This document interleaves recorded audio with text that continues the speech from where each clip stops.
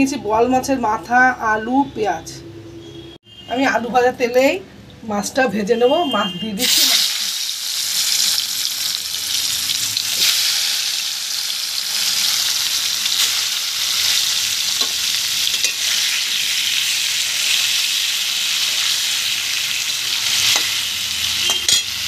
দুবার ভাজা হয়ে গেছে। আমি খুব কড়া করে ভাজবো না, বোয়াল মাছ কড়া করে ভাজলে খেতে ভালো লাগে না, তাই হালকা করে ভাজবো। আমি এবার এগুলোকে তুলে নেবো।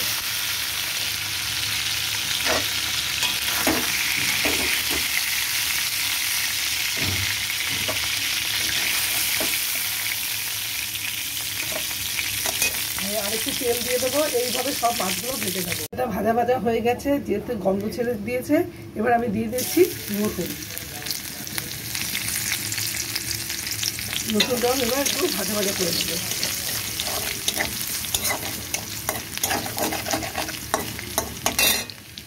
ভাজা হয়ে গেছে। এবার আমি দিয়ে দিচ্ছি আদা।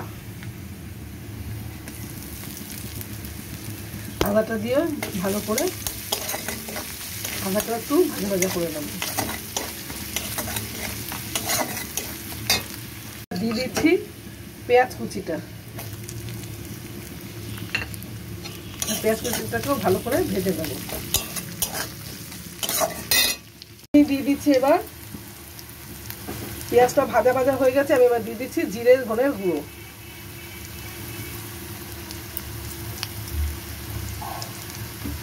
দিয়ে দিচ্ছি হলুদ।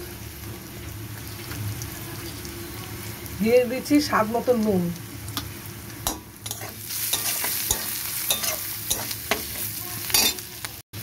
দিয়ে দিচ্ছি একটু জল।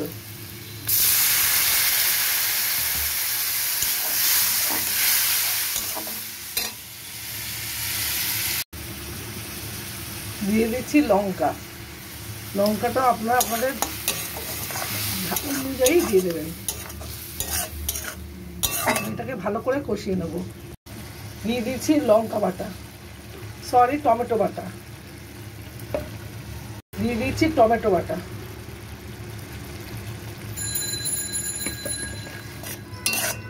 এগুলো সব মশলাগুলোকে ভালো করে দিয়ে কষিয়ে নেব। মশলাটা একটু কষে এসছে। এবার আমি মাছের কষ্টাগুলো দিয়ে দেবো। দিয়ে মশলার সাথে ভালো করে কষিয়ে নেব।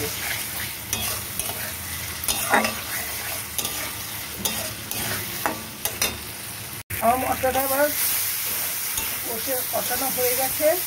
আমি এবার এর মধ্যে মাছটা দিয়ে আমার মশলার সাথে আবার ভালো করে কষিয়ে নেব। মাথাটা দিয়ে বোয়াল মাছের মাথাগুলো দিয়ে মশলার সাথে ভালো করে কষিয়ে নিচ্ছি।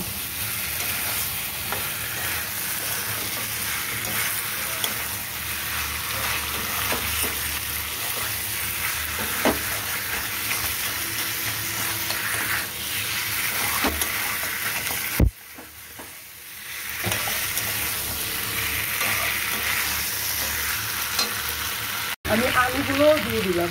দিয়ে ভালো করে মশলার সাথে মিশিয়ে দেবো।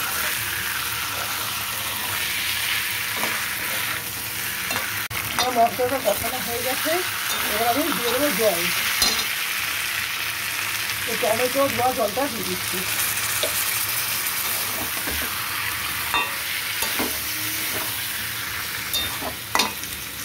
আমি আরো জল দিয়ে দিচ্ছি।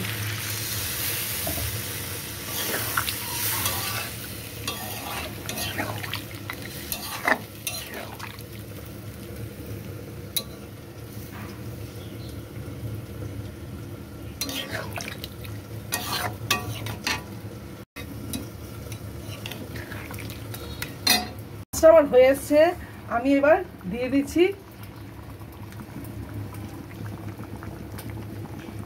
মাছটা। আমার হয়ে এসছে।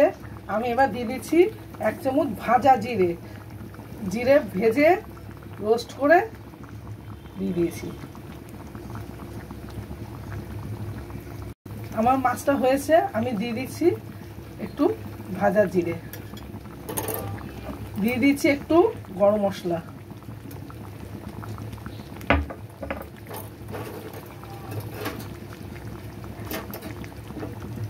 দিয়ে দিচ্ছি গরম মশলা। এবার এটাকে ভালো করে মশলার সাথে মিশিয়ে আমি এবার এটাকে নামিয়ে নেবো। আমি এটাকে গ্যাস অফ করে দিলাম, এবার এটাকে এবার নামিয়ে নিচ্ছি। তৈরি হয়ে গেছে বোয়াল মাছের মাথা দিয়ে ঝাল।